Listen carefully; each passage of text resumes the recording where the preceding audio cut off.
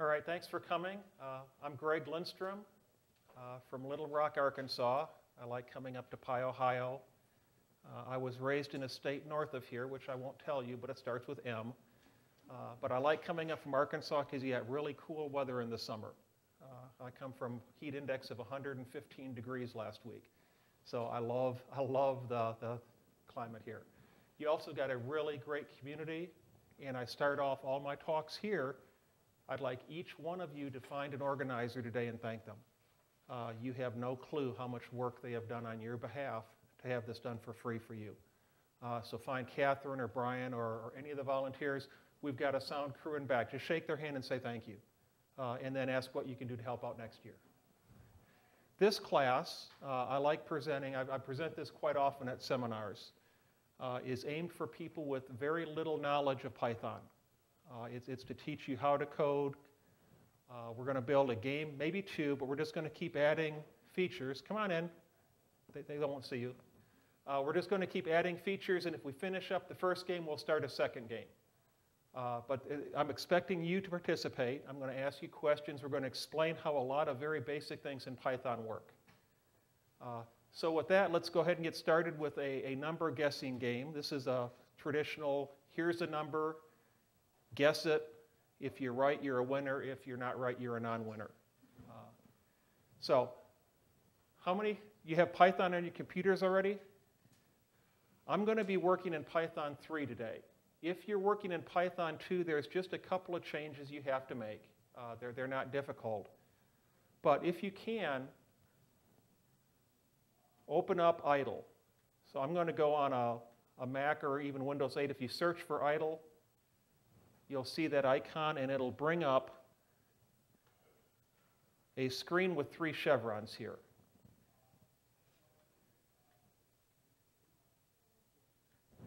And I'm going to, so as soon as you get the interpreter up, let me know. We got to make sure everybody has this up because we can't go anywhere, and I want all of you to participate. Okay, anybody not have it yet? You don't have it? Can I do it in the Mac terminal, or does it need to be in the If you have a Mac terminal, that's fine. If you know enough to ask that question, you're probably okay. So this is one of the cool features of Python and even that other P language and some other, is we've got an interactive place here where we can play with Python commands. You can execute commands in the interpreter and try them out. You can assign variables, name equals Greg. And then just, it'll tell you what the value of name is. Is that large enough where you can see the font?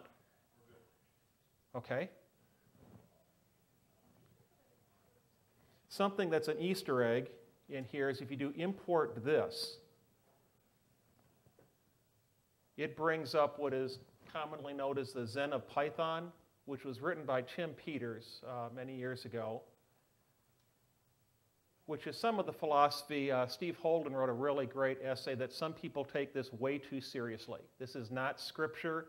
It's just kind of the philosophy of Python. And what draws me to the language and has kept me here is Python obsesses with simplicity. They want everything to be really simple. Okay, so I'll clear this. And what I'm going to go to File. Now, has anybody not got the interpreter up? I want to make sure everybody's got the interpreter. I'm going to go to File. I'm going to open a new file.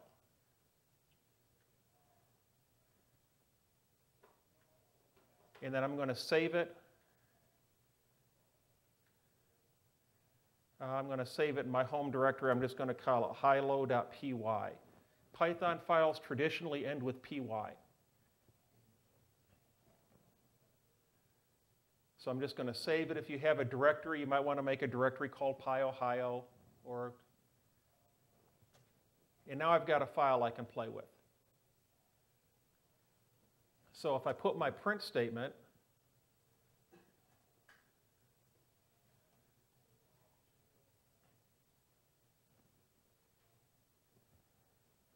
Oh, something's not right here. That's not right.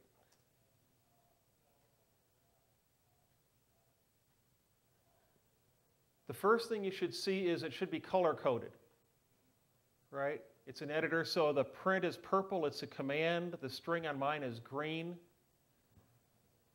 If I save this using Control-S, I can go to the Run and just hit Run Module. Yes? Are you able to do this on Notepad? Can I do it on, you can edit in Notepad, it won't give you the automatic stuff. What operating system are you on? Okay, you can use Notepad as soon as you get your computer, we can get you set up. Idle, it comes when you install Python. You should have an idle. If you're in Windows, you can just go to the Start menu under Python, you'll see idle. If you're on Mac or Linux, you can search for idle. And I can run the module. So you click this, and we should be able to see Hello World. So that gets us through the cycle of creating a file, putting a statement into it, and running the file.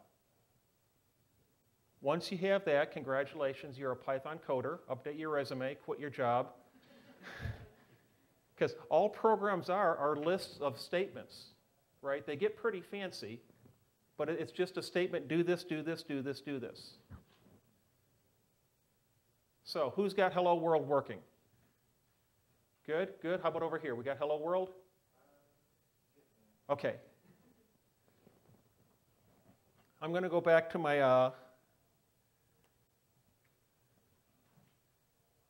and I'll get rid of this. So if we're going to run a high-low, a number guessing game, what's the first thing we need? What do we need if we're going to have a high-low guessing game? A random number? A number. So let me start. We'll get, you're near the end of the class. A random number is what we want. For testing, I'm just going to do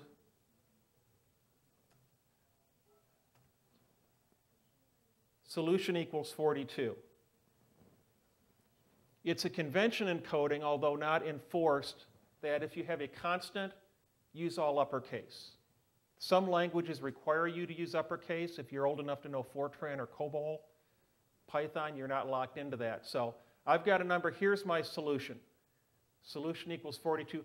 Later, we're going to want to have the computer pick a random number for us because the game gets really boring if it's always 42. Okay, we have a solution. What do we need in our game next? Folks, I know you just had lunch. What do we need? Solomon. We need what kind of question? Right, we want to let the user enter a number. Okay, so what I'm going to do is I'm going to call it guess. You can name your variables whatever you want. Usually we try to make them meaningful. We could say x equals.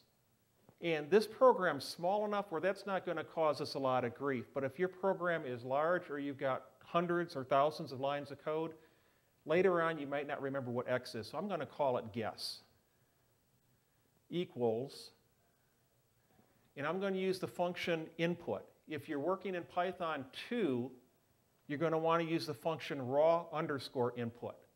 But if you're in Python 3, input, enter your guess. And what this is going to do, the input function is going to write whatever string you put in it to the screen, and then it's going to sit and wait for the user to type something in. And then it's going to take that and it's going to stick it in the variable name guess. So we can try that. I'm just going to print. I'm going to tell it just to print the variable name. Go ahead and save that and run it and see what it does.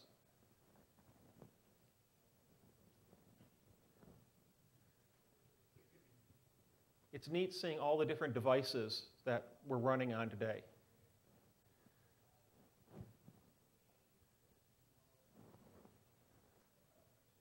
Okay, so let me go ahead. I'm going to run mine. Oh, must be saved. Okay, here it is. It's asking me, enter your guess. I'm going to guess 7.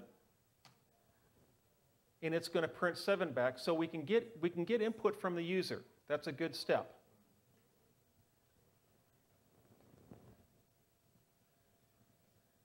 Are you up and running on the front row?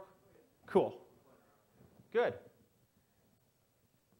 And that's a good point. You are allowed to play around with this. You can't at this point, unless you know a lot more than you know, you can't hurt your computer.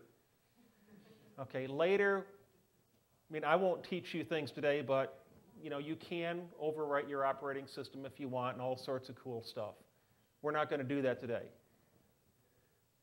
Okay, so we've got our guess in here.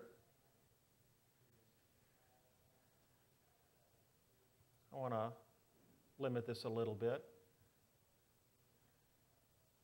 Oh, I'd like to point out we've got Rachel over here has volunteered her time. If you have a problem or get stuck, call her over and she'll help you get going again. But she could be attending. Right, she's learning, but she could be attending another talk too. So she came in here because I asked for someone to help. I'm going to make this smaller. Okay, so I've got a solution. I've got a guess for my user. What's my next step in the program? What do we want to do? Yes?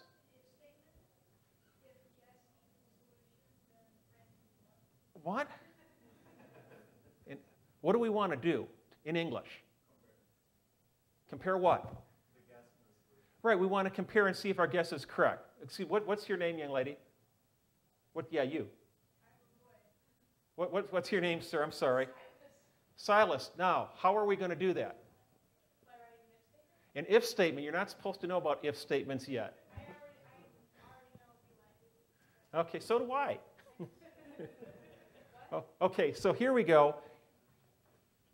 And this is probably the most emotional part of Python for people coming from other languages, so please keep your seats. I'm going to show you something. Please do not get up and throw things. And I'll explain to you why I say that, because people really get emotional about this portion of the language. If guess,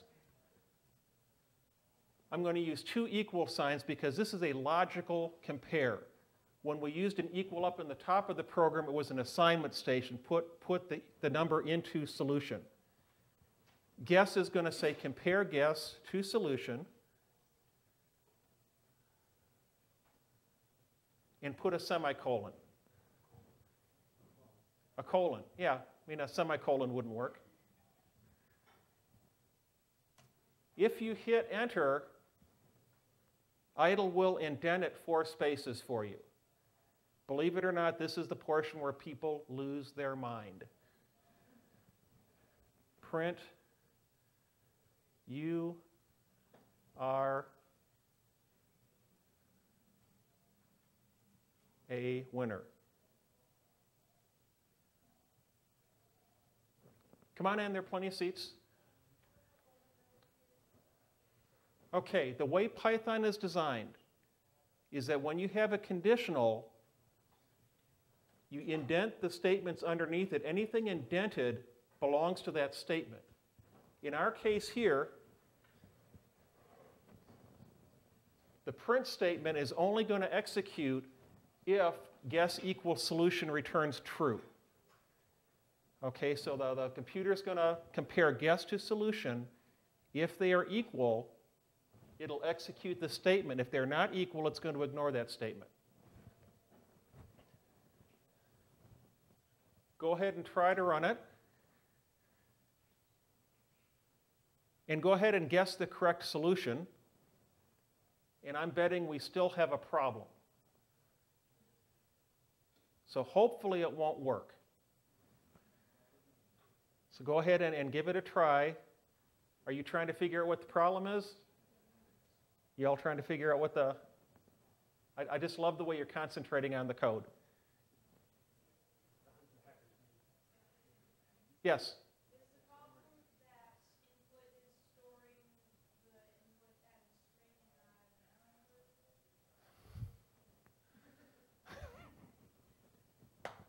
Yes. Don't you need to go somewhere? Aaron has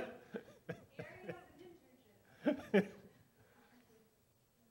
Okay, so if we run this, go ahead and save it and run it, and that's fine. I want participation. If I say or do anything to make you feel, to make you feel that I think you're stupid, or it's not my intention. So if I say something dumb, call me out, or Catherine, file a bug report with me. I love beginners, and I don't mean to make anything to make anybody feel uncomfortable or stupid. Let's save this. Enter your guess, 42. And sure enough, my print statement doesn't execute. My code says, if guess equals solution. Now, the problem is when you type in 42, it's saving it as a character value 42, what we call a string, and not an integer. There's a couple ways we can solve this. We could turn solution into a string. So that's Python 3, that's not working, right? Yes. Do it as Python 2. Does it work with Python 2? Yeah. If you type in raw input? Just input. And that's why I'm trying to figure out why mine's working instead of breaking. So just input works with Python 2? Let me make sure that. Are you on, what, 2.7? Yeah, it's just input. And it works. It doesn't work with 3, but it does work. It works with 2. Evidently, 2 is evaluating it. Yeah. That's pretty cool. I didn't know that. And then it's just got to be a side effect, right? Yeah. Fixed it in 3. Yeah. It doesn't work with raw input. Raw input won't, but if you use input, which I didn't know existed in Python 2, that's evidently something that's been put in. So if you try input in 7 and guess the correct answer, it's going to evaluate it, say, oh, this is an integer, and go ahead and say that's true. Was it? Okay, so we could do that. What I'm going to do is I'm going to take my guess.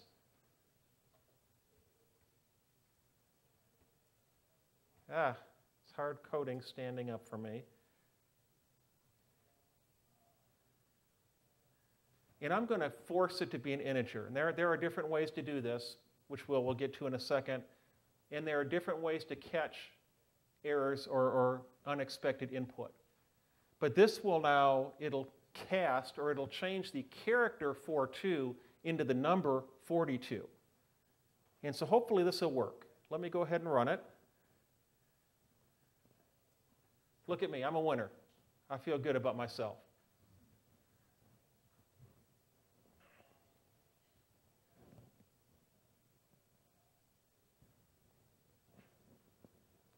Okay, how we doing? Is it working? Okay.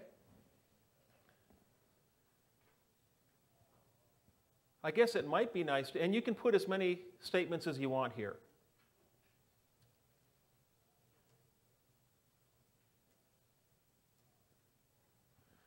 And as long as they're indented the same, convention is generally 4 spaces. You can use 3 spaces, you can use 8, you can use a tab if you want to make enemies. But as long as all of them are indented the same, they all belong to that statement. And then it's not until you pop back out, back into the first column,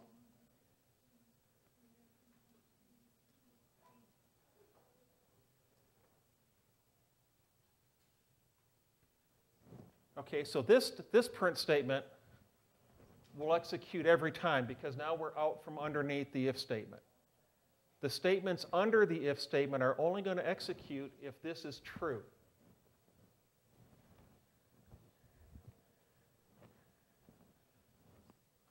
Now, I was telling you people are pretty passionate about this. I've got to tell you, a young man I had in a class about a month ago, 11 to 13-year-olds. I'm teaching introductory programming. This young man just lost his mind. And he just said, oh man, no brackets, I feel like tearing my face off. And he's going like this in front of the class and, screaming arg and stuff. And I didn't mean to discount his months of programming experience. But My question really was, why are you in a Python class? Because everybody that knows Python knows this is going to come. And if you just do it for a little while, because most people I've seen in other languages, you would have something like this. An open bracket and a closed bracket, but almost everyone indents their code. And if you do it for a little bit, if you're coming from C, C++, Ruby, Java, Perl, do this for a little bit. It starts feeling natural pretty quickly. But you can put as many statements under here as you want, as long as they're indented the same. Let's do this. Let's suppose I want to tell them you're not a winner. I don't want to say you're a loser, so we're going to say you're not a winner. I can put an else statement. You are a non-winner.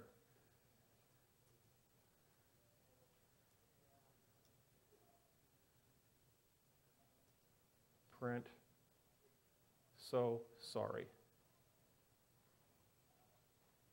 And these don't have to be indented the same. They have to be indented the same under the branch. But they don't have to be indented the same as the rest of the statement. Conventionally, you will indent them the same.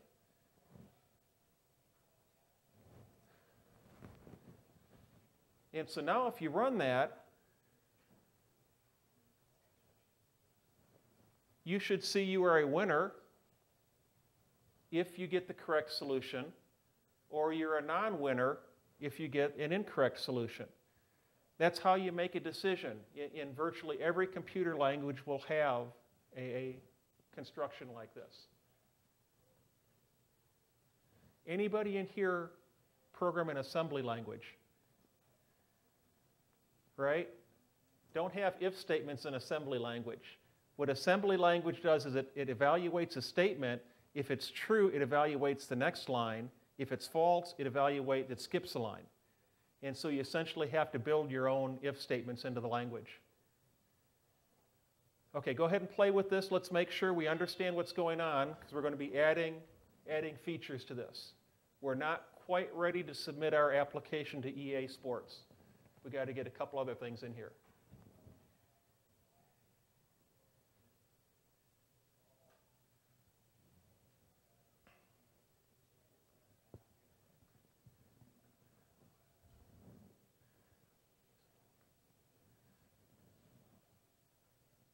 Is it working the way we think it should?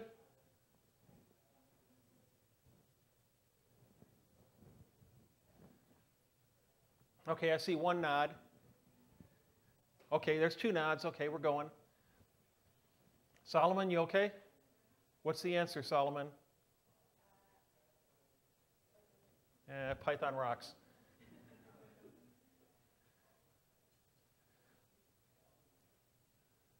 Okay, if you want to comment your code, put a pound sign in, and anything you put past that pound sign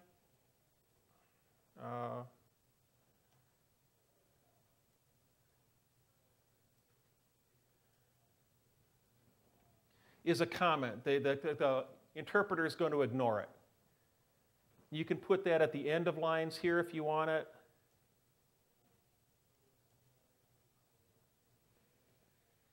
So if you want to comment your code as you're going through to make notes of what you're doing, just use a pound sign and the rest of the line is ignored.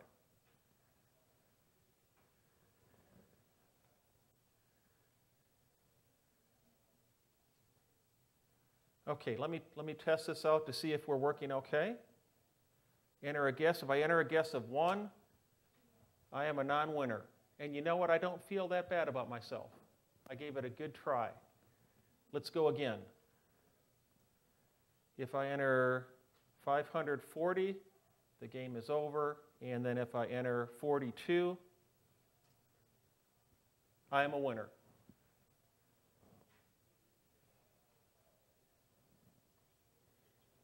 Okay, you're a game programmer. Are you ready to market the game yet? Does the game have everything you want in it? What do you want in it? I want a randomized number. You're not going to get a random number for about 30 minutes. What else do we want? What else do we? He looks heartbroken. How about giving the user more than one shot at it? I mean, is that too cold-blooded? So let's do this. Yes? How?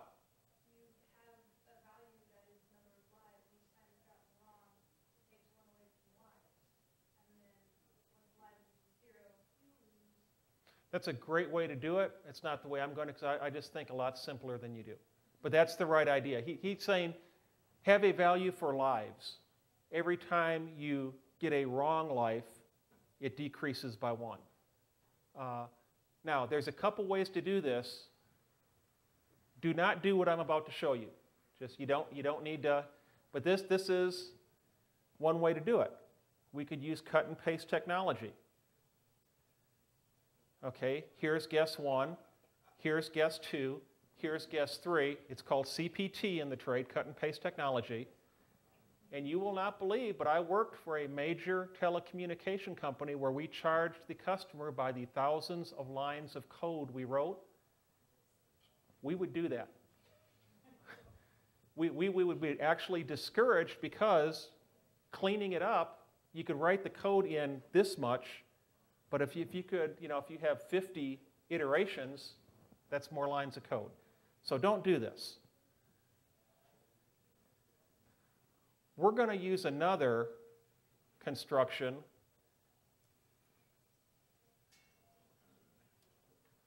It's called a while statement.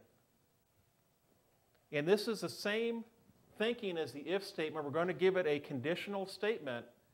And as long as that statement is true, it'll keep iterating the loop. And so I want to do a couple things. I'm going to say while guess not equal solution. And the problem we have, and the reason I want to do this early in the class, is we have to indent all of this stuff now. Because each turn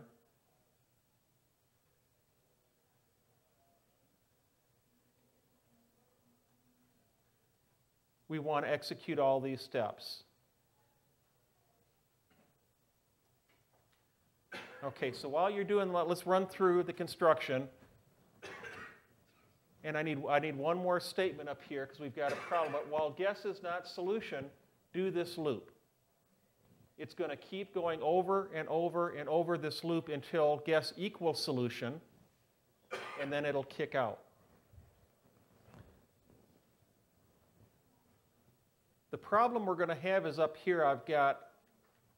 I'm asking the compiler or the interpreter, tell me about guess. Well, I haven't defined guess yet.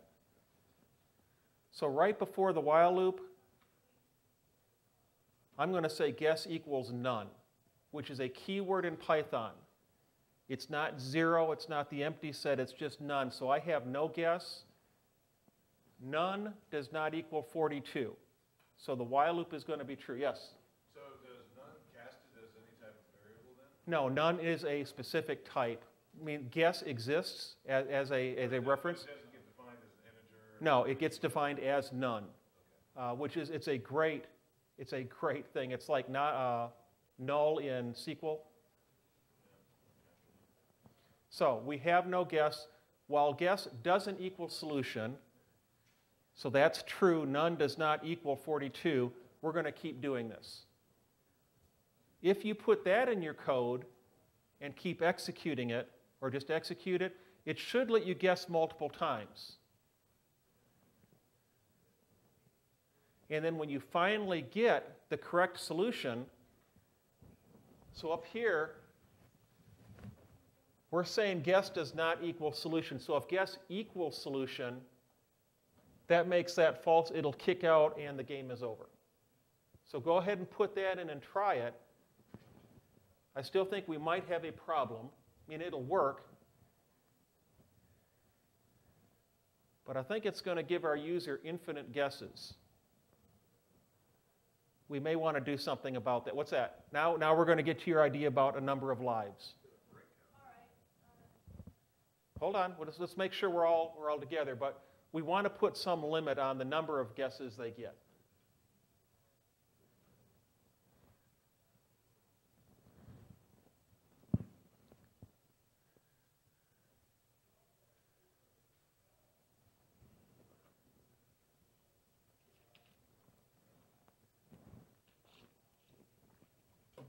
right, let me run it.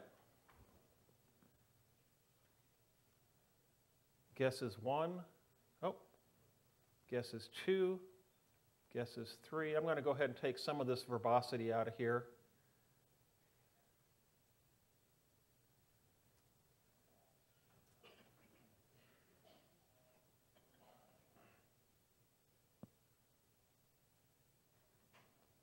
And if I get the right guess, 42,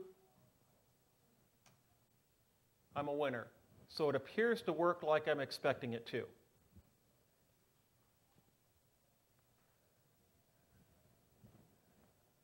Are we good? Those of you working along with me, are we good?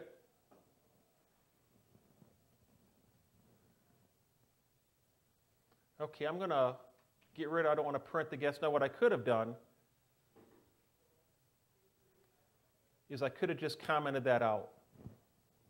Put a pound sign before it, it comments it out. That way you can put it back in. If you work any programs of any seriousness at all, there's a module called logging that is really good to get to know.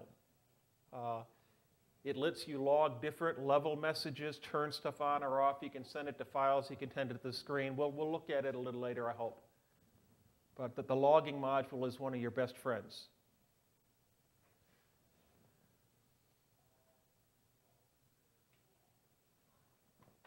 Okay, what other features did we want?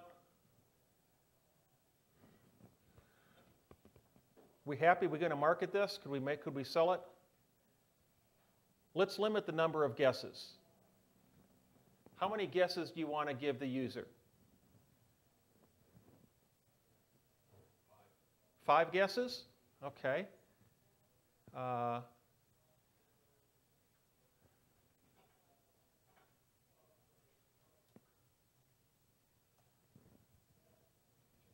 I'm going to define a parameter called max guesses.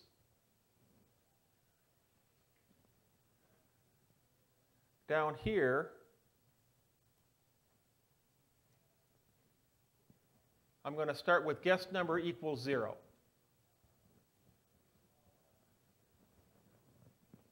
Okay, so I've defined a parameter, and this is just so later in the program, if we want to give him 10 guesses or 3 guesses, we just have to change it in one place.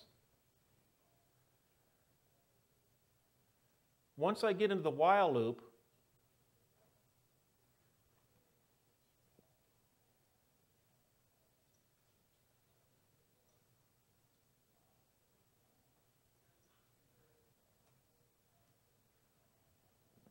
okay, that's a weird looking statement. If you're in math, that doesn't work. But what this is saying is take the guess number, add 1 to it, and store that back in the guess number. So that's just going to click guess number by 1. And after you get that written, I want to show a shortcut for that. Because this happens a lot. You can do this.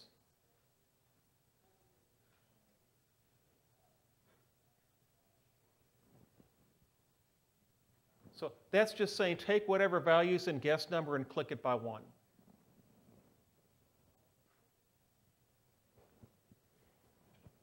Now, what we have to do is, are they allowed more guesses? So we're going to use an if statement. If guess number greater than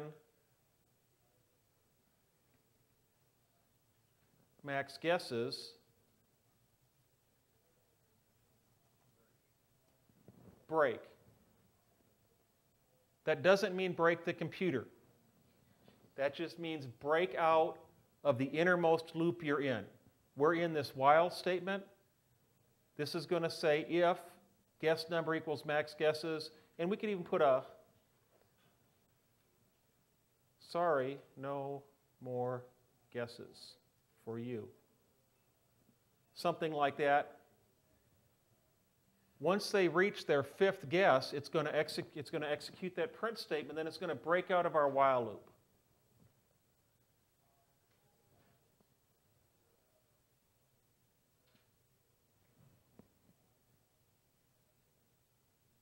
Okay, let's save that. Let's see if that works. And for the purpose of the experiment, I'm just going to go 3. Okay, enter your guess. 1, 2, 3. Well, I guess it didn't let me have my third guess. So if I take this and move it to the end,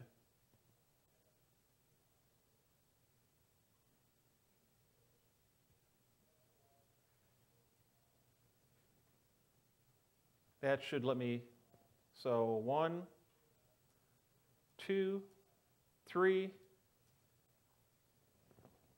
Well, now that lets me have 4 guesses.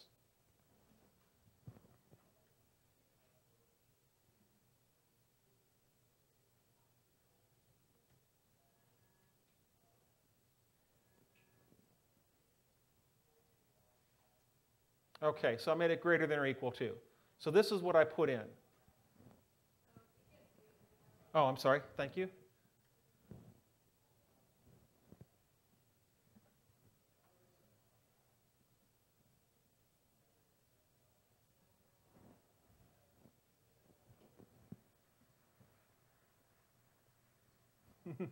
Thank you, whoever just texted me.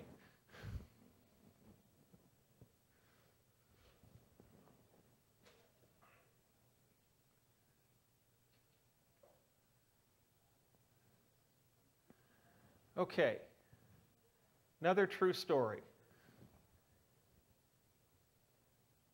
What happens if your user does this?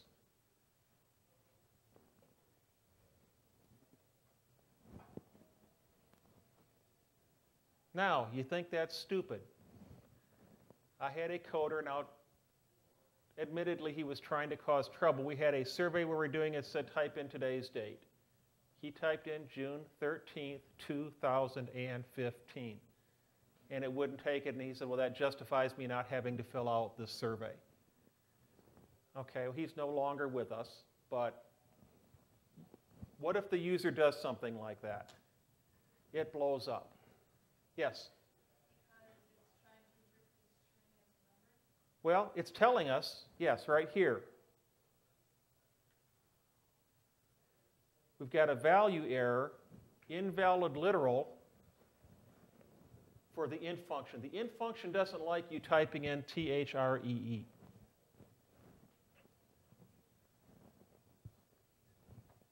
This is, as game designers, we'll see what kind of hearts you have here.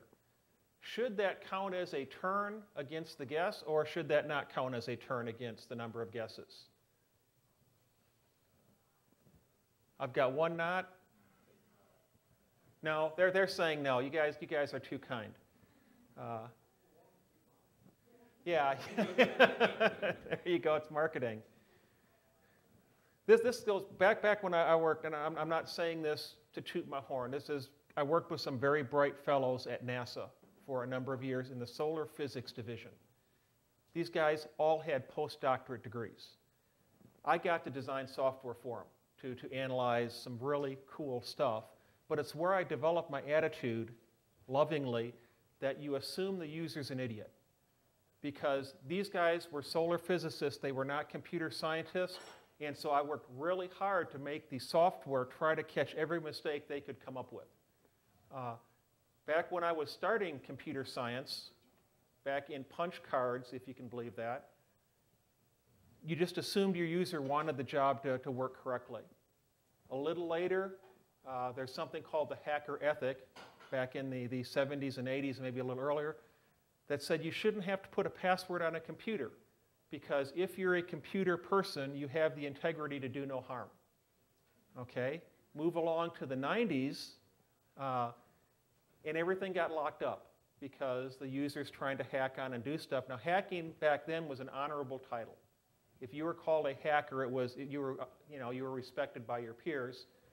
But people started breaking it, and now the programs that you write, your generation, you have to assume the user is hostile, right? If you're writing web apps and net apps, you have to assume they're not only trying to break in and get your data, they're trying to break in and get into your operating system and your networks. I worked for the healthcare industry And you should feel really good about, the lengths we go to protect your data. And the bad guys still get in. Our disks are fully encrypted, and the bad guys still get their hands on stuff. And so we're going to take our first step towards assuming the user makes a mistake, and we're going to, how do you react to that? Apple is world famous for making their applications really friendly.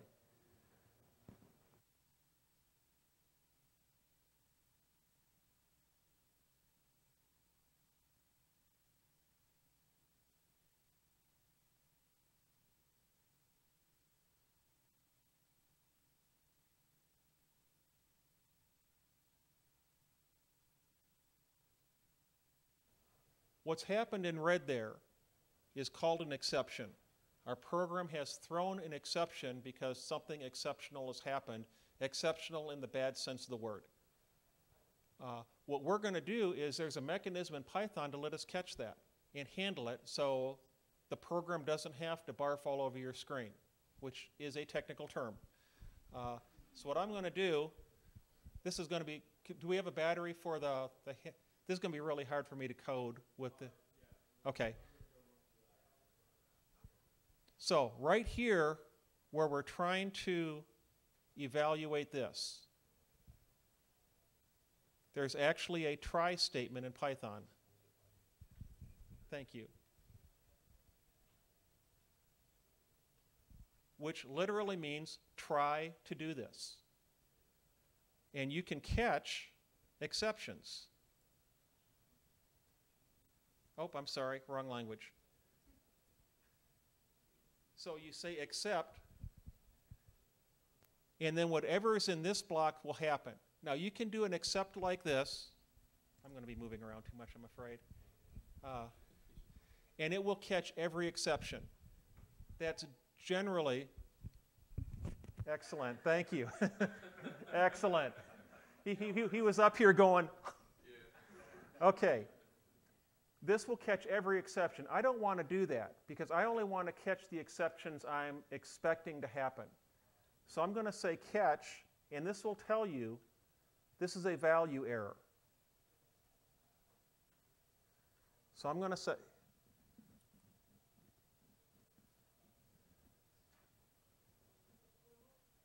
yeah, yes.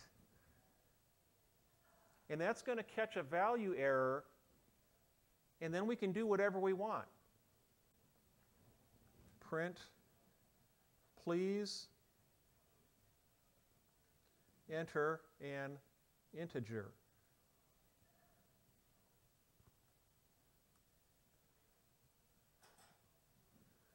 And then I'm going to use another statement that I haven't told you about called a continue. The break statement breaks you out of the loop. The continue statement says stop here and go back and start the loop over again.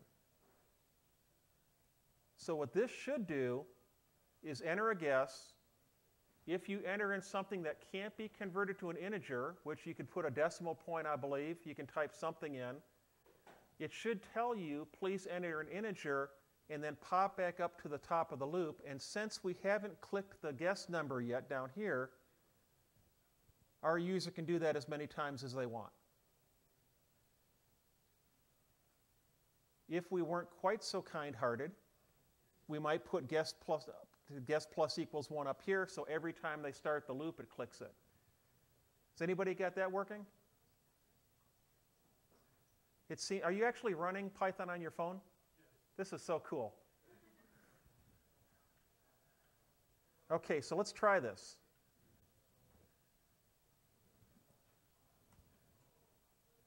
Oops. Okay, there you go. I put in THREE. It says, please enter an integer, and goes back and give me another guess. And so the neat thing is anything they put in there that's not an integer.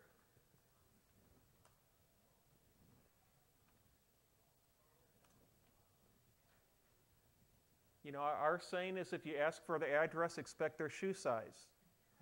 Yes, do you have it, Rachel? Would that be applicable to for security reasons in terms of like if someone, if it's an It's not so much that unless you had something, and this gets into more design. If you're asking them for a piece of information, you may want to audit it. So once you get that piece of information, you run it in a function. We're doing int. But let's say you have a function called validate mailbox. Okay, you could return a true-false flag, or you could just throw an exception and have your program catch it. Now, we used to have lots of fun with this. Probably more fun than we should have at a company I used to work at. Now, I didn't stop working there because of this, but we would have them, the first time they got it wrong, we would have it print something very nice, but we'd keep track of how many errors they made. And as they kept making the same error, the computer would get a little bit snarkier, you know, saying, nice guess, Einstein, try again, stuff like that. Eventually, it would log them off. Okay, and we can go back and guess I am a winner. But there are dozens of types of exceptions. This is a value error. Well, okay, I got the value error. Was that me, or was that the microphone? Okay.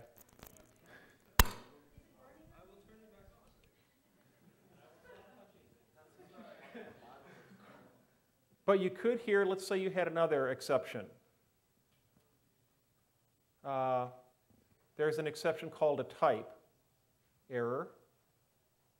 And I'm just going to use a past statement to say, just ignore this. So you can string different types of exceptions along. There's a generic runtime error. That's just something's going wrong. These are really handy if you're connecting to databases and all of a sudden you lose your connectivity. Good programs will throw exceptions. Yes, Chris? So the header you have there, the value error or type error, that's the type. Can you actually drill deeper than that? Like value error, whatever type of value error, and key off of it? He's asking, this is a value error. Can you tell more? Yes. Deeper? I'm going to save the value error as message, and then I can print the message, and it'll tell you what the error is. The value, we're going to get a little bit in the weeds. The exceptions are classes. And so there's a whole bunch of stuff that comes along with it. So yeah, as a programmer, you can find out, this now will tell me not only was there a value error, but it'll tell me what the error is. So let me go ahead and run this. Okay, invalid literal for int, that's what it's telling me before. The invalid literal, that's the message, so you can catch the message with the value error here.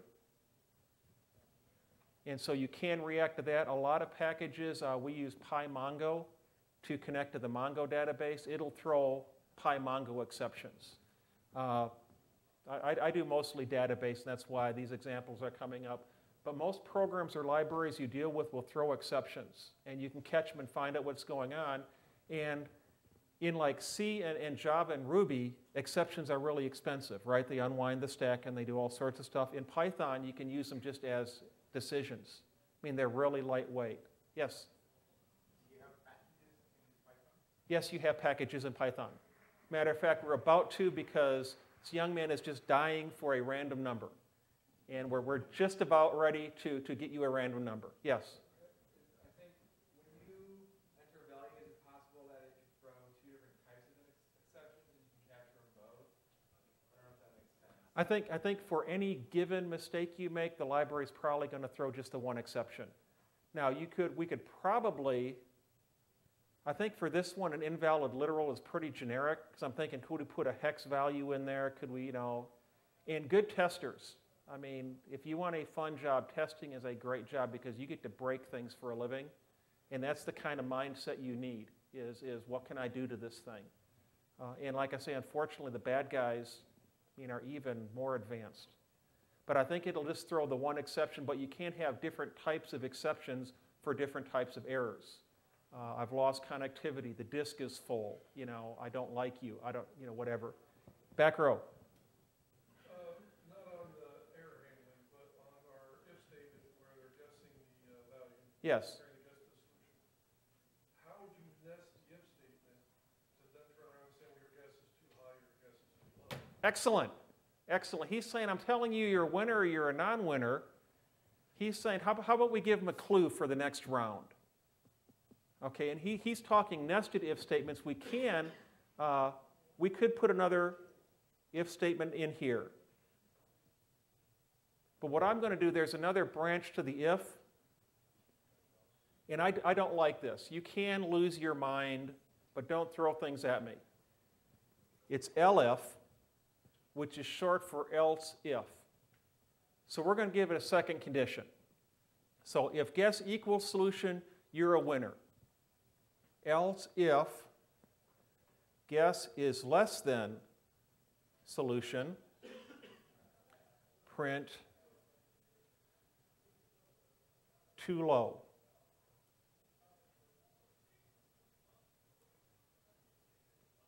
I'm going to get rid of this you're a non-winner for right now. Okay.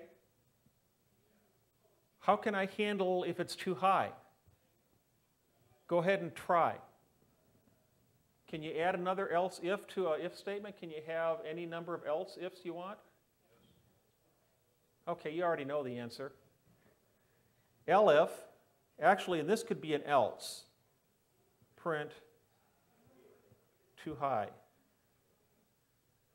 I don't know why that's exciting, but I'm going to make it exciting. I've added an exclamation point. And I don't have to have another else if, because if it's not equal to, it's not less than, it's going to be greater than. That's one of those mathematical, I forget. Well, there's a fancy term they have. They can't call it elimination. It's just when you relate numbers. It's equal, less than, equal to, or greater than in the real number system. Okay, so now we're going to tell them you're too low or too high. Thank you for reminding me of that feature.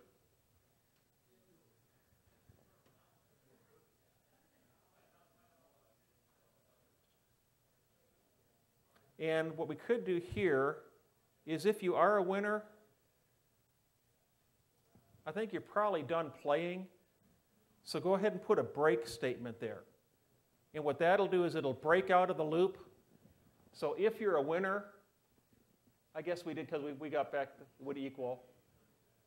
You can put that in or not. It's not going to matter the way we've written our game.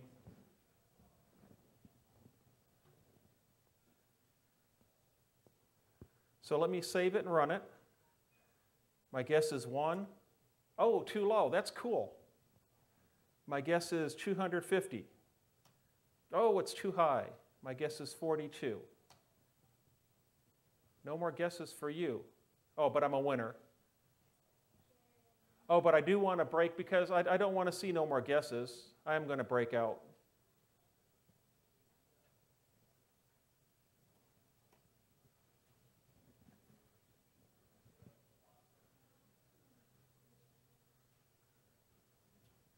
How are we doing on time?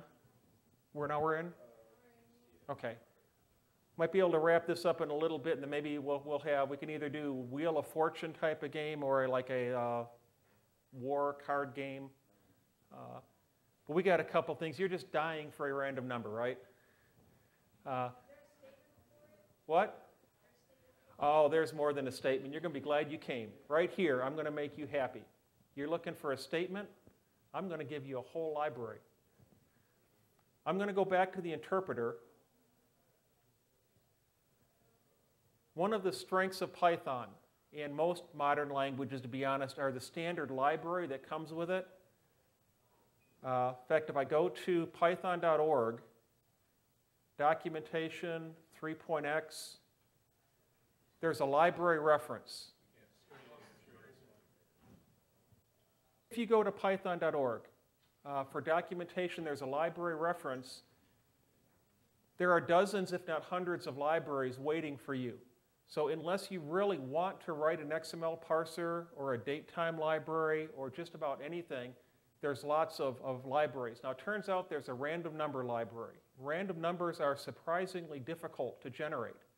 Well, we've got a library to do it called, not surprisingly, import random.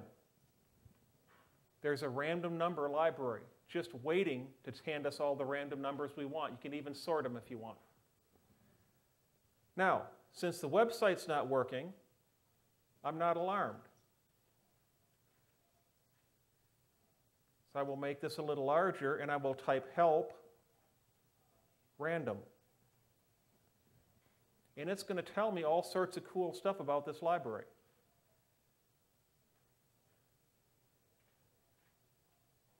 All the different distributions.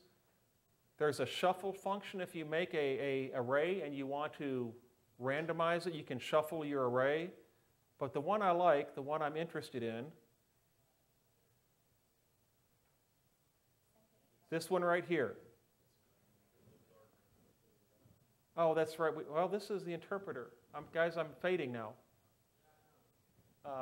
Called randint, R-A-N-D-I-N-T. Let me go ahead and get rid of this and see if... I'll just stay on this screen.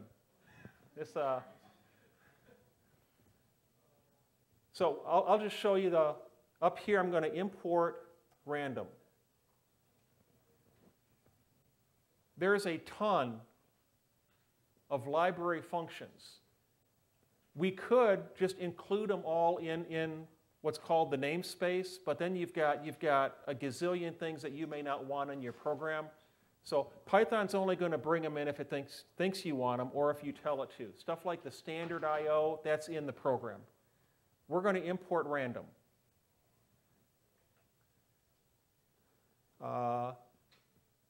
We'll do it easily, quickly. Our solution, I'm going to use the library name, telling it I want to take something from this library. I get a neat little drop-down menu. Randint.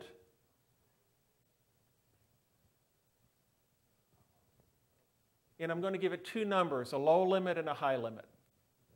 This is saying pick a random number between 1 and 100. And now every time you run the program, that random number is generated. The first one is seeded by a timestamp, yes. It includes, I believe it includes 1 and 100. I think it's inclusive both ways. That's a great question. Does it include the limits? Does it include 1 and 100? Yes? Does it go to decimal points? No, this is an int. So it's going to import an integer. Now, if there is a floating point distribution, I think his point is well taken. It shouldn't include 1. So random.random will probably give you a float if you don't specify anything between 0 and 1. Okay, and then you can actually specify which random distributions you want. Do you want it to be all values equal? Do you want a bell curve? Do you want a Poisson curve? You can choose what distribution to come out of. I got a random what? I've got a random 4 on my screen.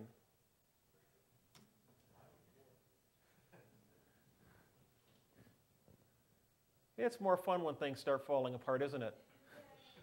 Okay, so let's try this. And just to cheat a little bit, just to prove.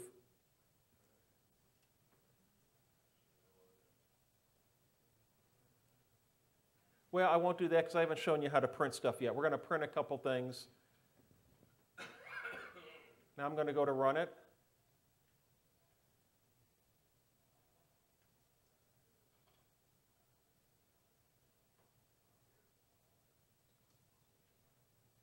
Oh, you know what the problem may have been? Does that work now? I think when I run off the edge of the screen, it may give it trouble. So let me go ahead and oops, enter. Okay, so too low, I guess 50, too high 25, too high 12.5, too high. Yeah, I only get 5 guesses. And so it's picking a random number. And, so now we've got a bit of a game.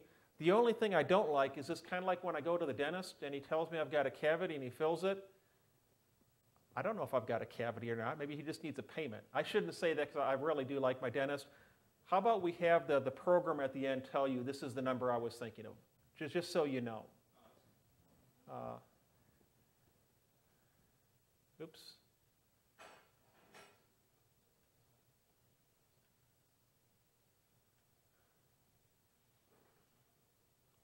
And then we've got a couple more print statements to put in, and I think we might be able to wrap this up.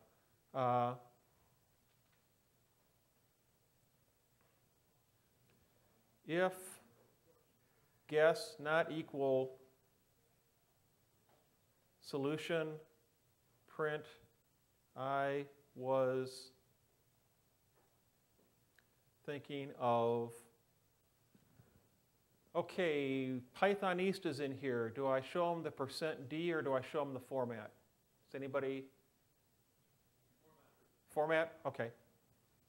And I'm going to use squiggly brackets. The reason I'm asking that, there's a way that C and Python 2 format numbers that I just really like and I still use it. This is the new shiny way to format things in Python. So I was thinking of, and I've got curly brackets. And I want Python to put the value of solution in those curly brackets. So I'm going to put a period after the tick. I'm going to say format. This is only in 3, right? This is in 3, that's right. Will this work in 2? Okay. Do you have to do a future or anything? No, 2.7. Okay. If you're in 2.7,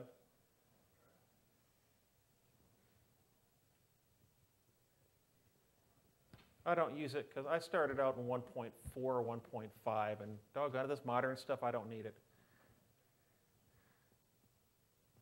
What that's going to do is where the curly brackets are, and you can do a lot of stuff with format. You can put indices in there. You can put different format codes inside the curly brackets. You can do a lot of very cool stuff.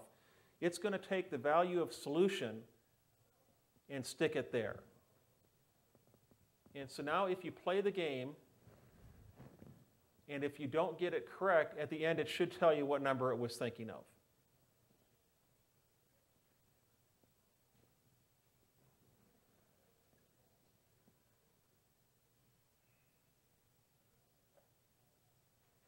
Who's texting me? Okay. All right.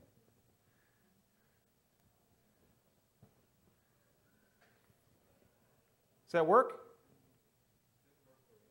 It didn't work. 1, 1, 1, 1, 1. I was thinking of 61. I was off by 60.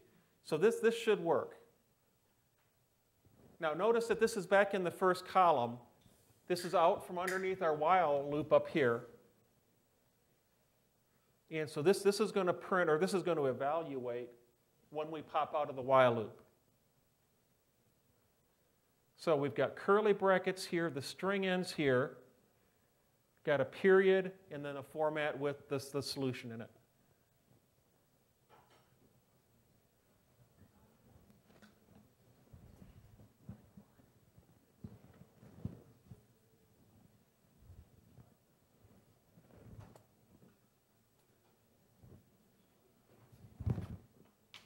Oh, there it is. Yeah. I have never had a talk with this much stuff go wrong in it.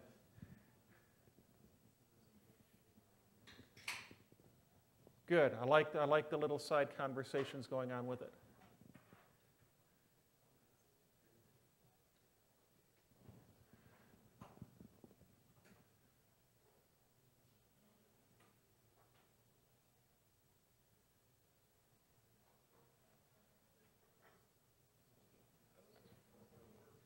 What's that?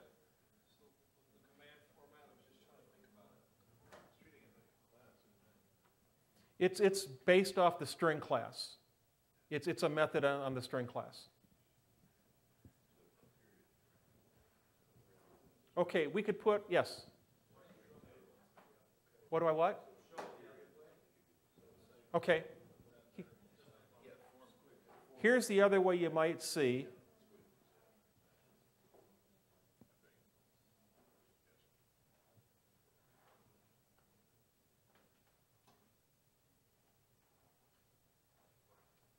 This is the old school way.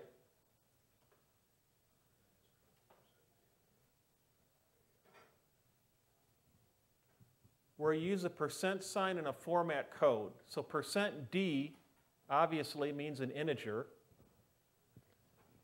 Maybe means digit, I don't know. And this is saying wherever you see %D, take solution and stick it in %D. A %S is a string, %C is a character. You can put the same format codes in here, but this is the older way of doing it. And that comes from C and C++. Python 2 did it for a while.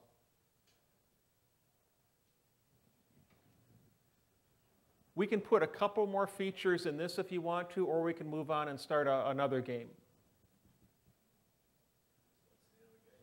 Well, what do you want? We can do Disc of Destiny, which is Wheel of Fortune, because we can't say Wheel of Fortune. We can do a card game, Game of War, where you just, we'll do that. That's simple. We're down to about an hour. It's what? Oh, is this 90 minute? Well, you said to let you know. Yeah, okay. We'll do this. We could add a couple more things to this. Something you might want to add is instead of just saying make a guess, take a guess between this and that, between 1 and 100, and as they change their guess, narrow that range. Suprema and Infima type of thing. But let's go ahead. I'm going to go ahead and put this away. Thanks, Solomon. I'm going to go ahead and open a new file. Let me go ahead and pull this over. And I'm going to save this. And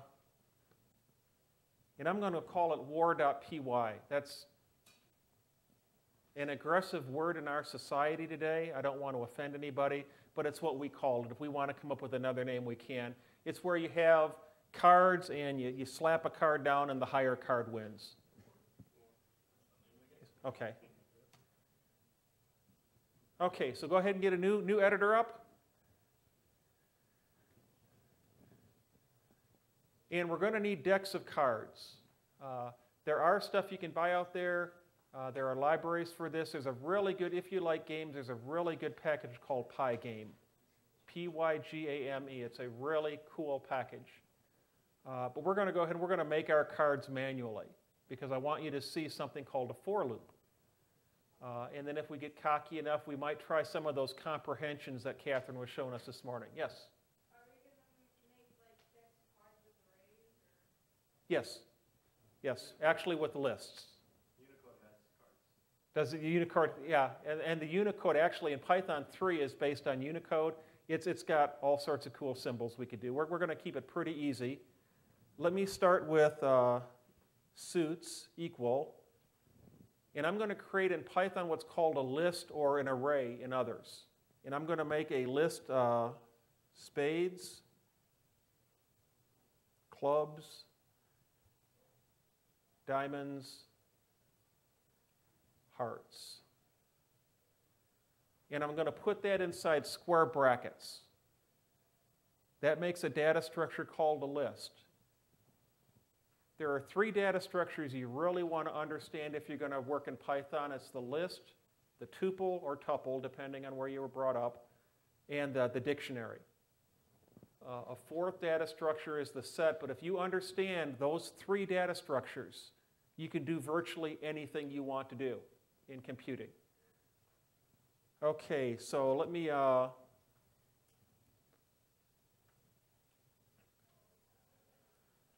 ranks, and I'm going to make these 2, well, we don't have a 1, do we? 2, 3, 4, 5, 6, 7, 8, 9, 10, Jack, Queen, King, Ace.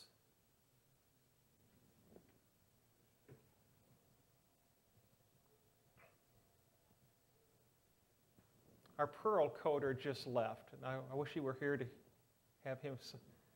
Perl's got a really cool way to do this, to make arrays and concatenate arrays, but it's not going to hurt us to do this.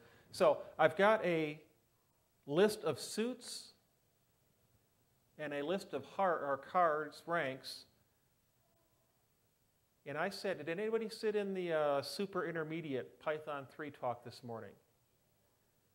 I think the itertool library has something we could use to do what I'm about to show you, but I'm going to show you because I don't know itertools as well as I should. I think there's a way we can make one library call and it join all these things together and make a deck of cards for us. Yeah, I think it was chain. Do we want to take a minute? No, let me show you the old-fashioned way, then if we have enough time, I'll show you the really cool way. And that's what I like about these conferences. I've been doing Python for like 15 years now, and I still pick up stuff. Even talking to people, you know, I learn stuff. Okay. I'm going to call my deck of cards of deck, and I'm going to make it a list. It's an empty list.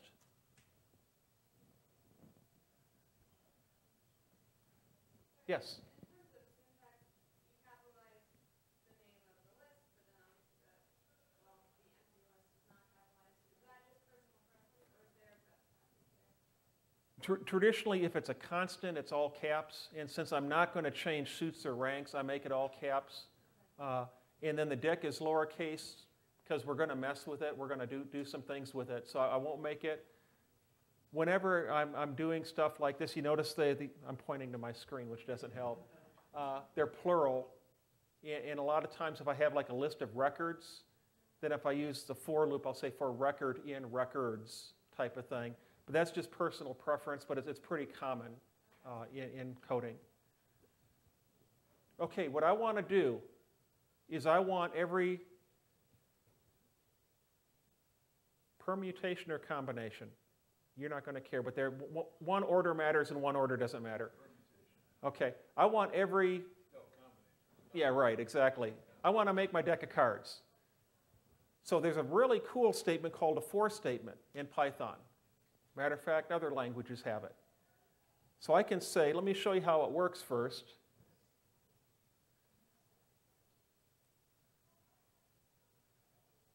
So you define a variable. I'm going to define a variable called suit. And I'm going to say for that variable in the list, I'm just going to print suit. Now, if you run that program, it's going to print 4 times.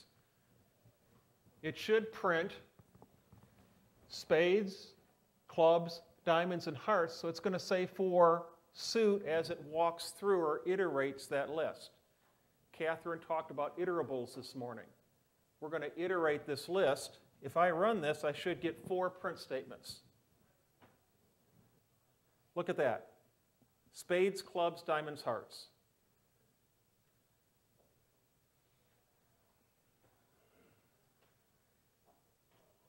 For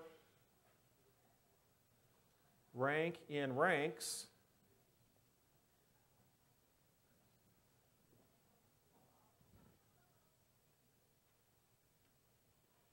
okay, so the for loop is the third structure we're going to learn. And if you know the if statement, the for loop, and the while loop, you can do all the computing you need to do. There are some other things that make some things easier, but you've got all the knowledge you need to write structured programs.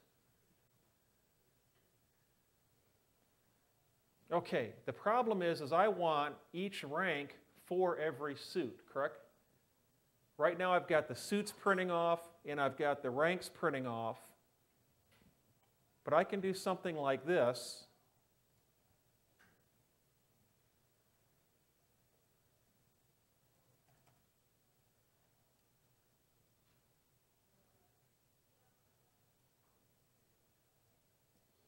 Can I do that in Python 3 in the print statement? Can I do just a comma? Let's find out. Suit. Yeah, I can't do that. Okay, so what I've got, what's happening here is I've nested my for statement. So for each one of the suits, run through the rank. So the first time suit is spades, it's going to run through all the ranks. Then it's going to be clubs, it's going to run through all the ranks. And this should give us a deck of cards.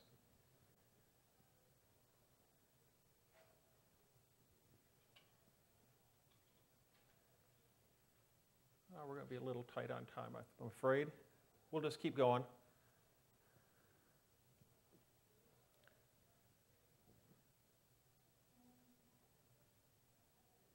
Okay, so since I want them in my deck of cards, what I'm going to do, deck.append. The deck is a list, and the list has a lot of functions associated with it. One of the functions is called append, and that's just going to slap something on it. So what I'm going to do is tick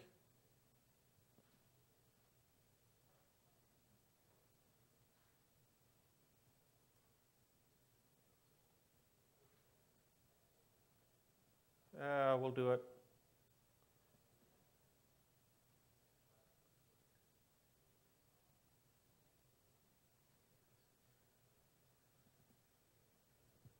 Let me make sure that works before I, okay.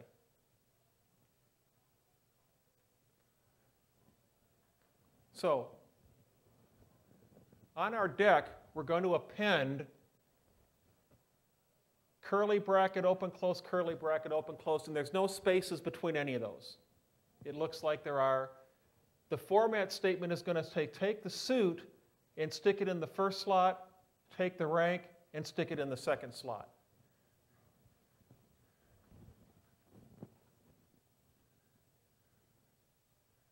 And then I'm going to print deck, just to see what's going on.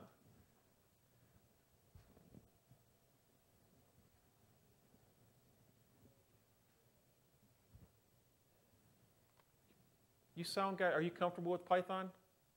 You got a computer? Can you look up itertools and see if what was the function we thought it was? Someone thought a function in itertools would do this for us. Chain or something? I think it was chain. No, chain put the two lists together. Right. What about zip? Nope, zip puts two dictionaries. Okay. Multiply might do it. It's a Cartesian product. Let's see what we got here.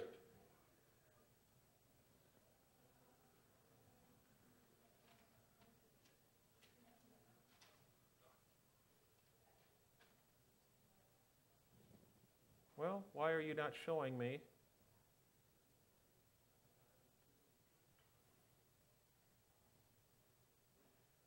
Okay, that's not bad.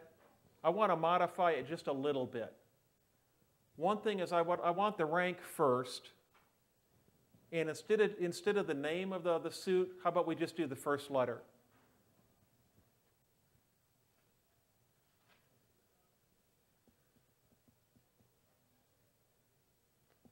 So I'm going to put the rank first.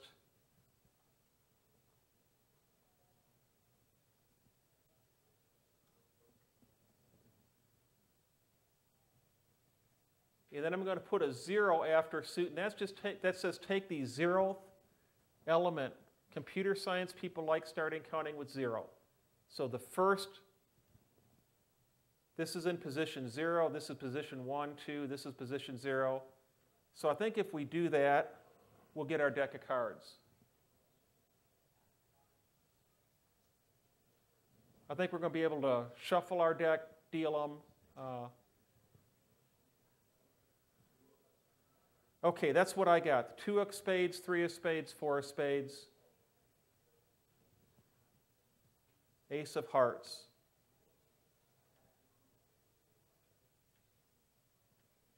Now, what some gentleman was saying as he left is Python 2 uses something called ASCII, American Standard Code for Information Interchange. Python 3 uses Unicode, which encompasses just about every language on the planet, but it's also got a lot of, you could actually get the little pictures for spades and hearts and stuff. And I've got a deck. Let me go back and show you I've got my deck.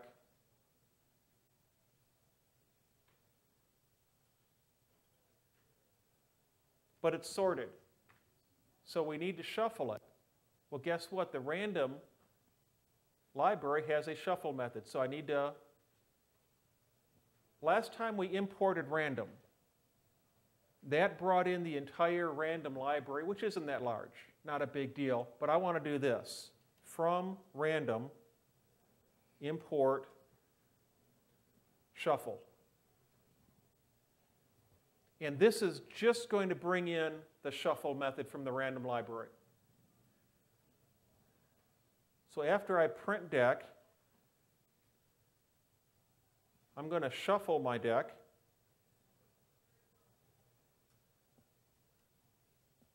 And then I'm going to print the deck again.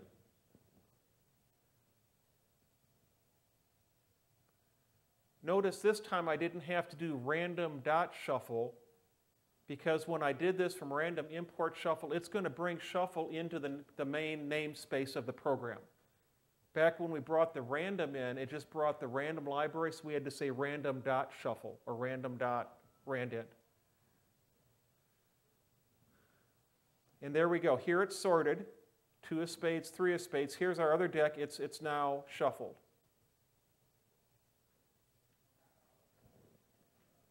If you're writing code, you really want to use the standard library if you can, because other people have written it that are smarter than me at least, probably smarter than you. But they've been used hundreds of thousands of times, and people have looked them over. They work the way they're likely to work.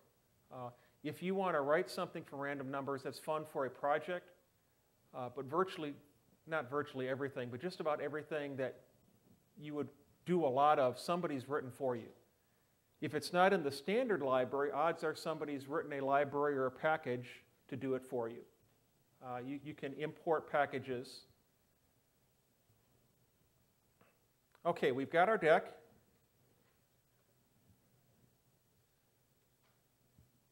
So now what we need to do is we need to deal our hands.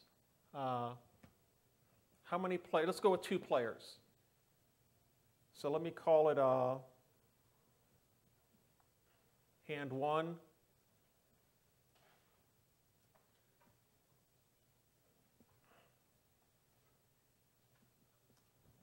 Hand 1 equals an empty list, and hand 2 equals an empty list.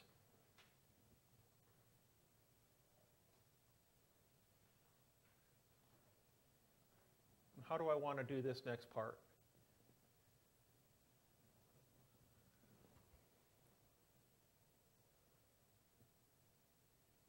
What I want to do is I want to take the deck of cards and split it equally between these 2 hands. Excuse me? Yes? You do like a while statement, like while deck dot length greater than 0, you take one out of deck and add one to the end one. That's the right idea. Since we're dealing with one deck, and I know how many cards, you're abstracting a little further than I want to today, saying while the length of the deck exists, or for the length of the deck, split it. Well, let's do that. I'm from Arkansas. N in, well, this gets a little tricky. This because you got to do a range function, which I don't want to get into. We're going to do this because we're pressed for time. There's 52 cards in the deck. Half of 52 is 26.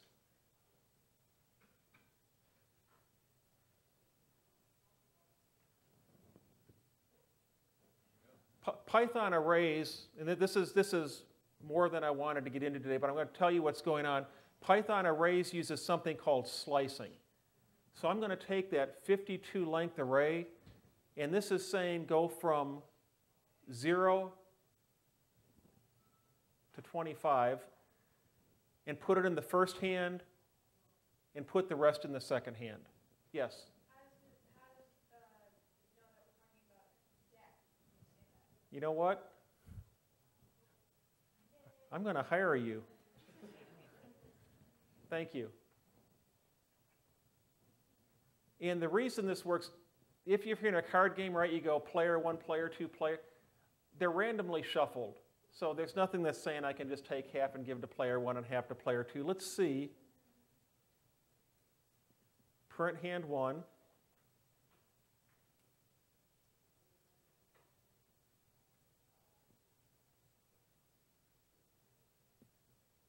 Print hand 2.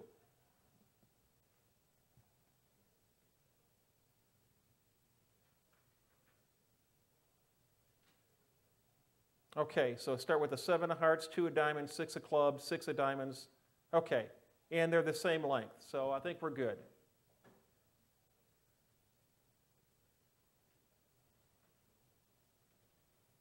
Now, what I would want to do if I were programming this is I'd probably want to have like a number of decks parameter. If you're doing something like blackjack, you might want to have 10 decks, so it's not quite as easy to count. You'd want to put that in your code. We just don't have time to do it right now. Let's go ahead and play a couple hands, and then any questions or other features, and we'll call it a day. So.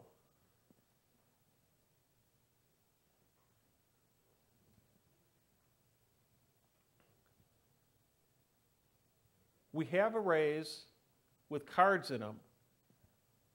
One way to get a card out, or one way to, let me make an array here.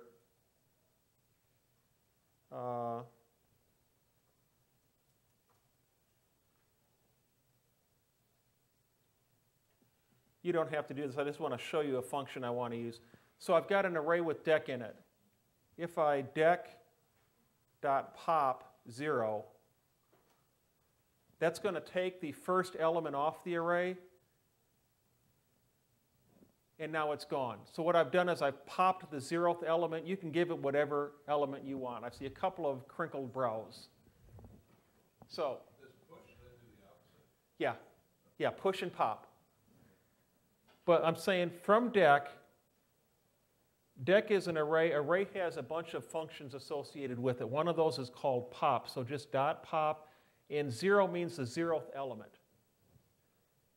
And it's going to pull and return the first or the 0th element. And then you'll notice that's gone off of the stack now. You did it again, 2 would be gone, right? It what? You did that again, 2 would be gone. Right. If I popped again,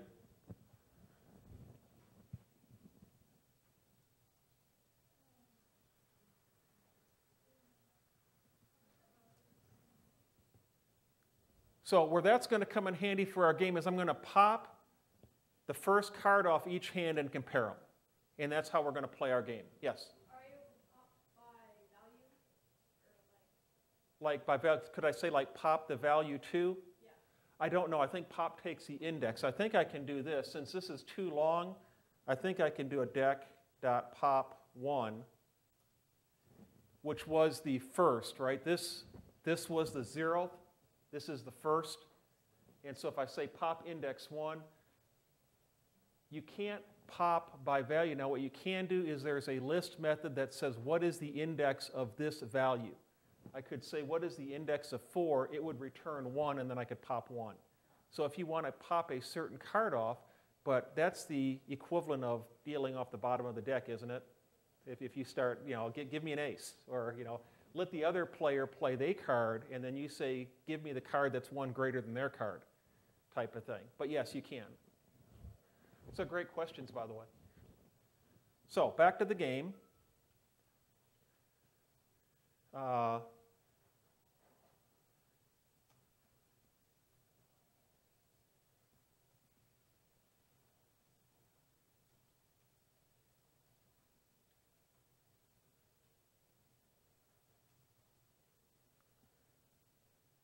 Okay, so this is going to go as long as both players have cards. We'll probably want to put some runaway limit on this, because my guess is the way we're going to write it, it's just going to run forever.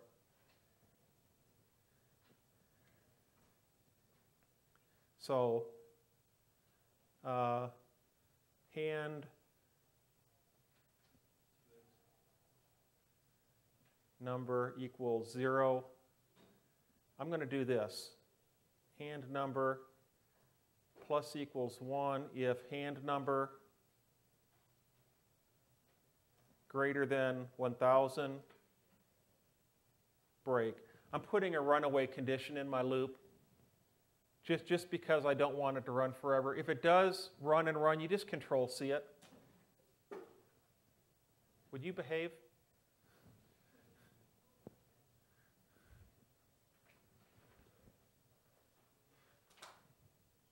Okay, so card 1 equals hand 1 dot pop 0.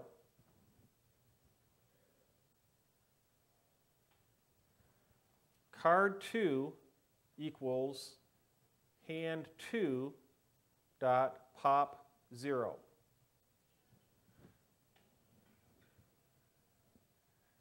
Now, another way we could write this, instead of looking at the length of the hand, if we try to pop an empty array, we're going to get an exception. Let me go back here. If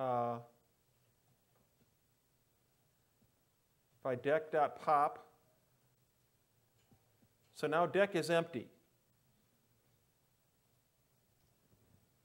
If I try to pop the deck, I get an index error. So in my game, I could look for an index error. It shouldn't because they have at least one.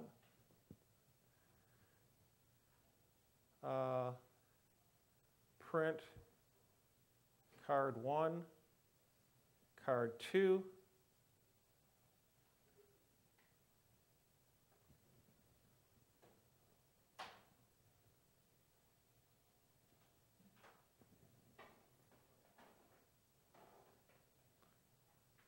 And we'll look at that first. So what does that do for us? Oops. I'm missing a underscore right here.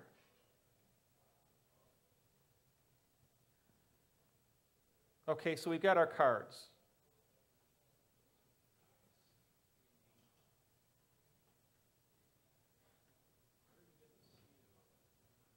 That's the clubs, and that comes from here where we put the rank and suit. We just put the 0th.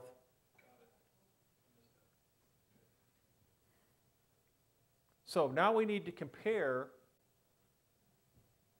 and we can do this the tong and hammer method, or we can be a little bit elegant. We need to look at the first, oh, tens. Tens gives us trouble. Oh, the 10 gives us trouble.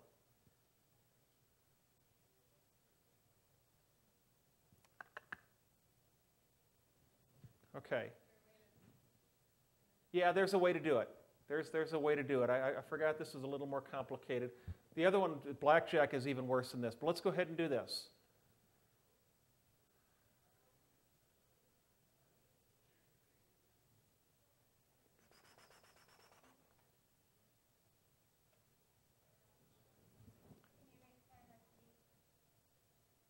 Make 10 a T.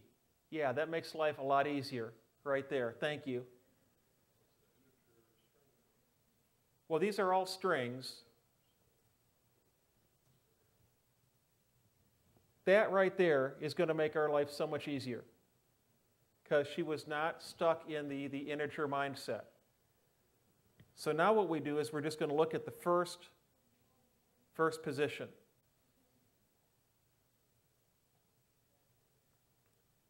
If it's an integer, we can just convert it to an integer. If it's a T, Jack, Queen, or King, but the easiest way to do this is use this array up here.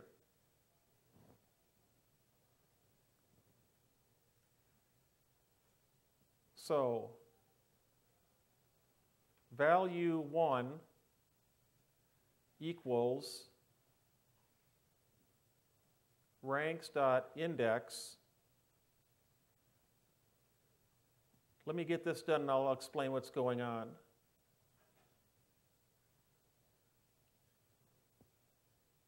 Oops, one too many.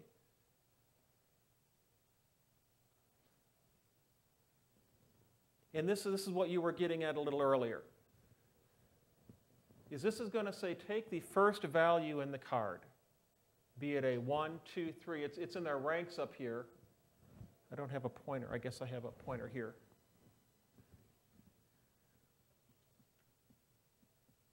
This is in position 0, position 1, position 2, position 3. So this is going to give us the position of the ranks index. So as long as the ranks index is in order, we should be able to compare our cards. Where we'd have trouble is if we do something like this, which you don't need to do. if for some reason, now we've got problems because the indice order is not going to be the same as the card order.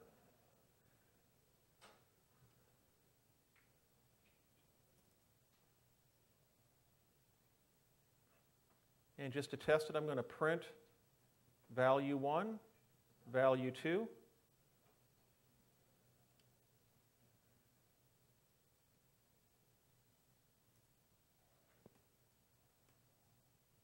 And run it.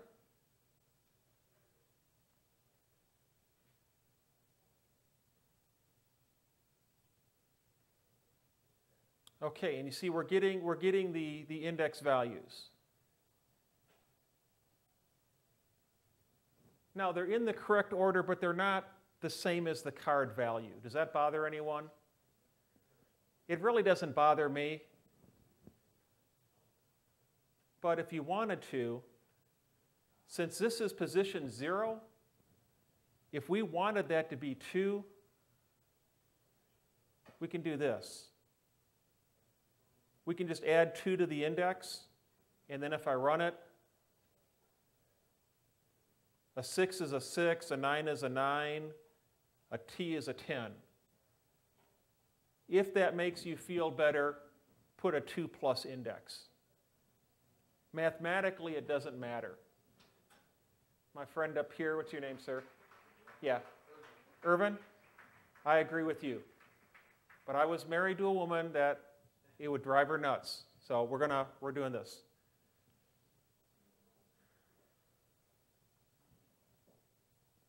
Okay, now we're comparing the two cards. How do we want to play this? We don't have time to do the tie break. It used to be if you had the same card, you put another card face down, another card face up. We're not going to do that. If player 1's is greater, player 1 gets both cards. If player 2 is greater, player 2 gets both cards. If it's a tie, what? Just switch the cards? Yeah, switch the, okay. So that's an if-else statement. If value 1 greater than value 2,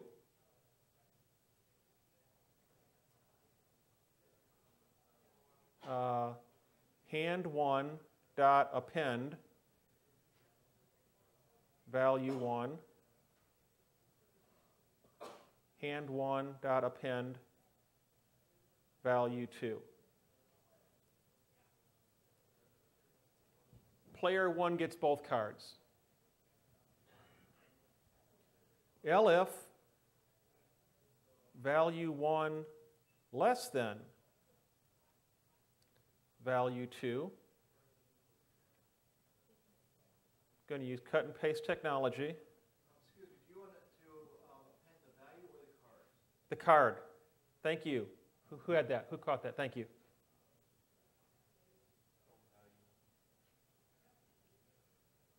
So we're appending the card, not the value.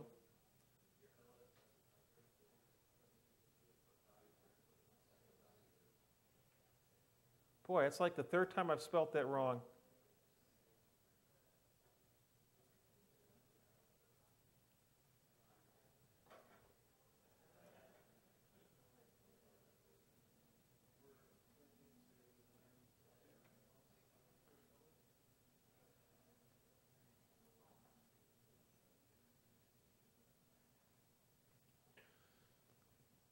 And that really doesn't, if you want to do that or not, it doesn't really matter. Maybe you just throw the cards out and see how long the game goes. Eventually, is that true or not? Eventually, if you're throwing out, no, because the one hand may have like the 4 queens. And so I don't know if it would end or not. But that's, if value 1 is greater than value 2, we put both cards in hand 1. If value 1 is less than hand 2, or you could do this if you wanted to read the same. If value 2 is greater than value 1, player 1 would love me. Hand 2. Where does the ranks come from up there where you're using value? Right here. Oh, right there. That array. Good question. That's my problem. 15 minutes? Okay.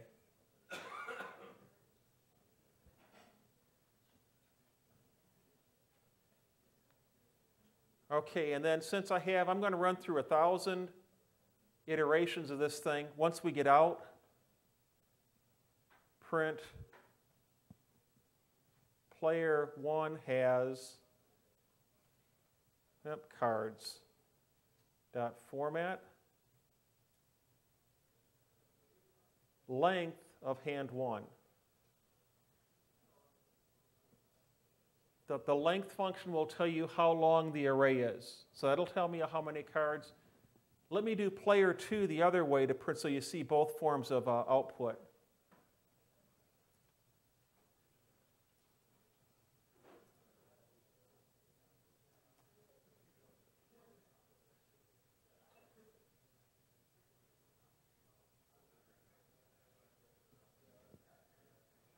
Now, you can do both those print statements the same way if you want to. I'm just showing you the two different forms. If you want to cut and paste this and just put hand 2, that should be hand 2.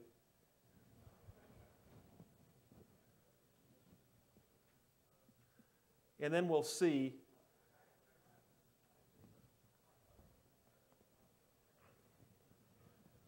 So if we were doing this, where we have a tie here, we'd have to think of how are we going to put another card on the stack and then deal another card. Well, as long as that's not a tie, that's great. But what if it's another tie? Then we do the same thing over again. So you have to think through how this logic is going to work, which is a fun exercise. We just don't have the time today. Is anybody running it yet? Is it working? What's it coming out at the end? Are they pretty much equal? Is it really? Make it 10,000 instead of 1,000. Make it 100,000.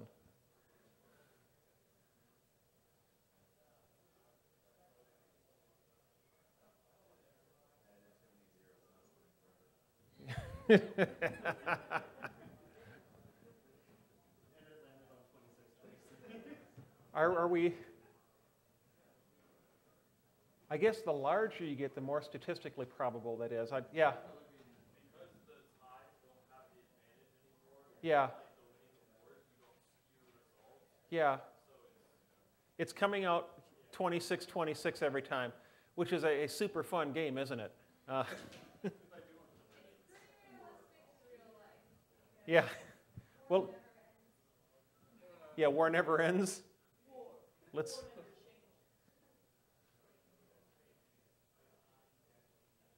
Okay, you might want to take the print statements out. Okay, 26-24 with 100 iterations. What I'm going to do is I'm going to get rid of these print statements. And this is where the logging module has a debug level. So at the very top of your file, you can say debug is on or off. You can have all these statements spit out. As you're developing your code, you turn debug off, and it's really clean. Let's try this. 19, so evidently the smaller the number.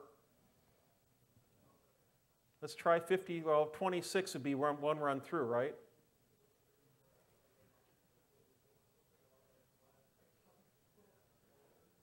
Okay, so you could determine a winner that way. It's not difficult to do the tie break. The problem is you got to consider if it keeps tying. How do you handle that?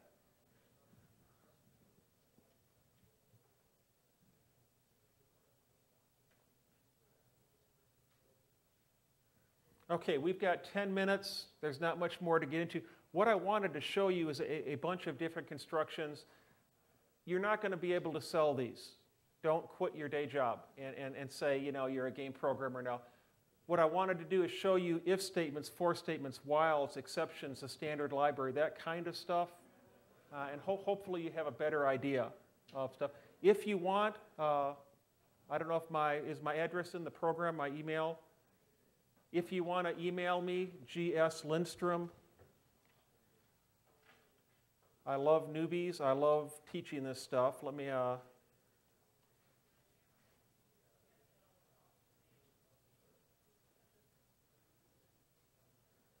GS Lindstrom at Gmail.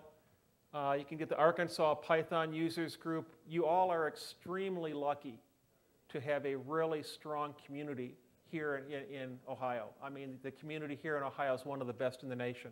And I'm not saying that just because they don't pay me to come here. It's a great group. Anything else you want to see? We've got 10 minutes. Is there any? Flip back to your code and bottom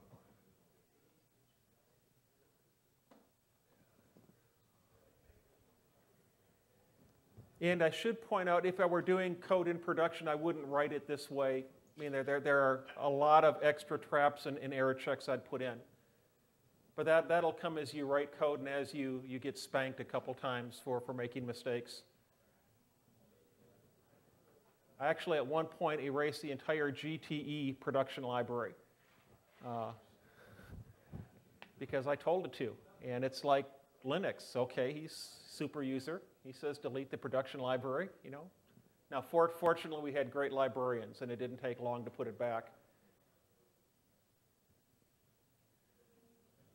Anything else you want to see? Okay, well, right if you have questions, I'll be around for a little bit. What do you want? Well, I was just going to say, essentially, with this, when you build this thing out, would you make it so you run it, it would show first-hand players, like it would show you? Yeah, I'd show something going on other than just a simulation, and here's a number. Yeah. That's kind of like if you go to casinos. I went to a casino. I found it incredibly boring and depressing because for all the stuff that goes on, essentially, it's a yes or a no decision, right? It's a binary tree. They can make it as fancy as they want, but it's usually you lose. All right, thank you, Rachel, for helping out. Thanks, everyone, for asking questions.